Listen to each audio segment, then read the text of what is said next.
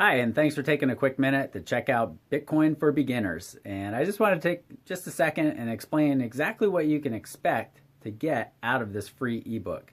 And really, you're probably coming into this whole space and you're just hearing about Bitcoin, or you're trying to understand a little bit about Bitcoin. And really, what this book aims to do is to give you all the information that you need to know about Bitcoin and cryptocurrencies, and just kind of at an introductory level.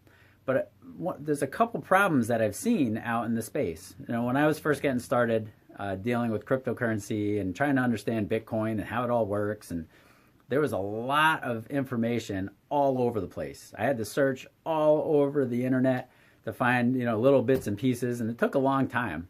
And so I'm looking to condense all of what I've found over the past few years of learning about Bitcoin and cryptocurrency, but specifically in this ebook, Bitcoin, and just giving you all the details in one location so you don't have to search around, and we can make this really easy for you to understand.